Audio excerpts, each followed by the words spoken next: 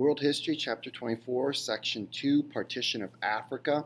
How did imperialistic nations claim control over most of Africa? So we'll look at the forces that shape Africa, and these are things that we've talked about before, so this is kind of a refresher review. Why contact with Africa increased, and then the scramble that takes place and the resistance to imperialism and the effects of it. Now, this demonstrates the size and the diversity of Africa. So if you look at that, if you take the United States, Mexico, China, Western Europe, India, and put them into Africa, they'd all fit. So that just gives you a rough idea. I mean, the Sahara Desert alone is as big as the 48 contiguous states of the United States. So that's just the desert. That doesn't include the rest of Africa. So with this, we've talked about this before, that you have multiple languages, you have a variety of ways of life and of governing things. And so what that means is it's going to be difficult for Africans to unite in one entity to try and protect the African continent.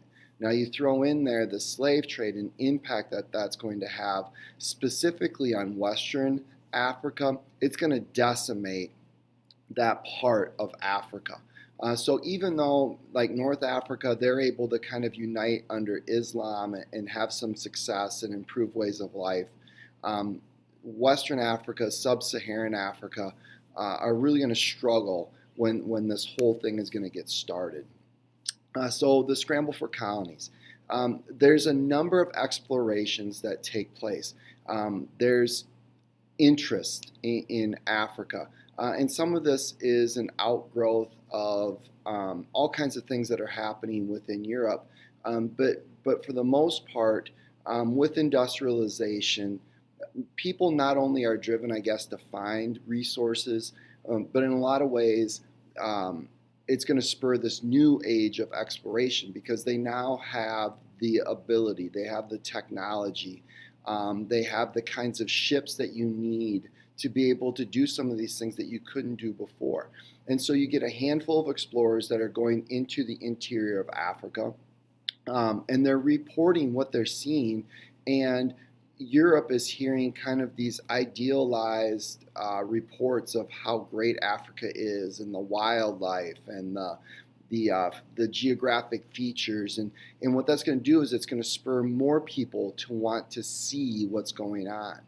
And part of what's really going to lead to the scramble is that Leopold, King Leopold of Belgium, is going to seize the Congo as his own personal colony, and he is going to exploit it, even though he says he's doing it to Christianize them and to uplift them.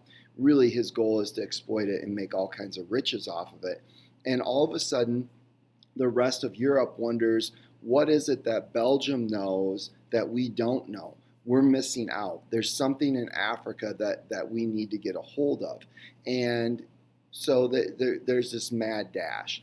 European nations realize that there's some real potential problems here. So they meet in Berlin, and without any Africans present, what they decide is this is how Africa is going to be divided up.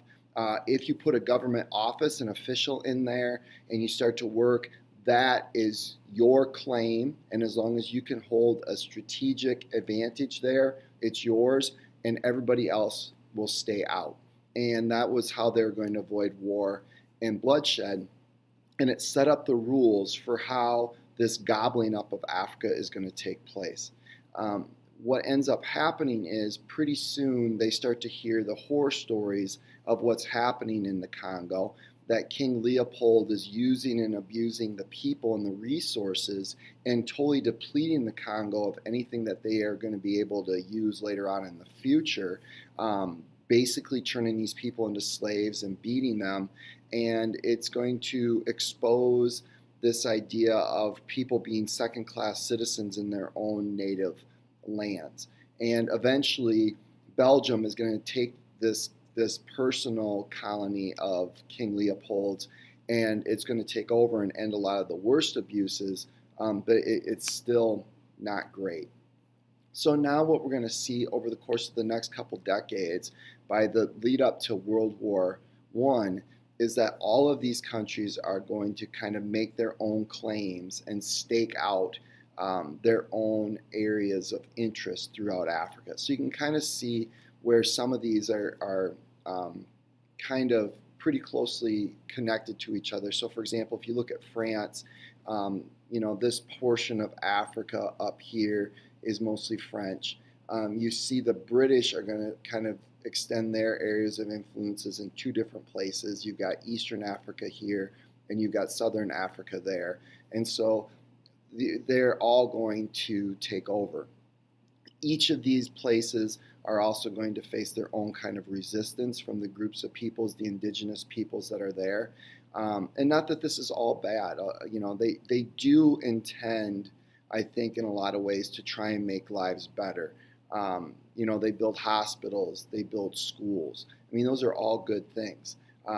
One of the things to keep in mind, though, is that they really look at these people from Africa as being backwards and childlike because they don't look like and dress like and talk like and worship like and like Europeans. So there's this inherent view that because you're not Western European and Christian, you're inferior.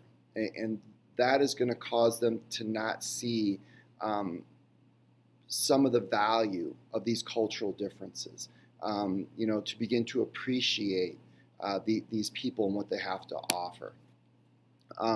And of course, Africans are going to resist, and they're going to continue to resist. And what this map shows is some of these major areas of resistance. By far, probably the Zulu Wars are most famous, probably because they last a long time. There's all kinds of great characters that come out of this, historical characters that come out of these Zulu Wars. And there's a number of Hollywood movies that are made about the Zulu Wars. So this is something that's been kind of rehashed and been kind of glamorized in some ways sometimes.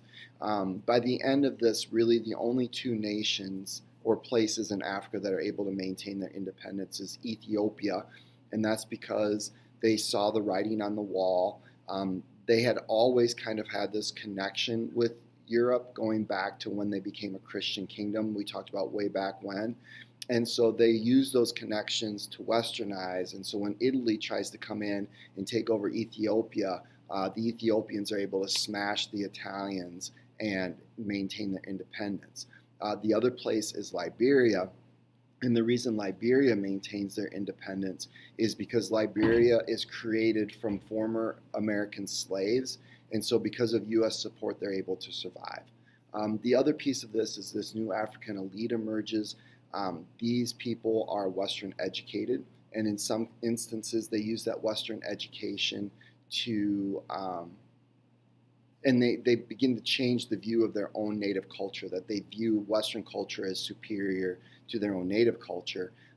In other instances, people take that Western education and they're going to use that to create a new resistance movement. And ultimately, what's going to happen with this new African elite that kind of emerges is it's going to kind of divide people within their own group. So you have this Western educated elite that are seen as being different from the people who stayed back home, and that's going to cause tensions. And Europeans are going to be able to use that to turn people against each other.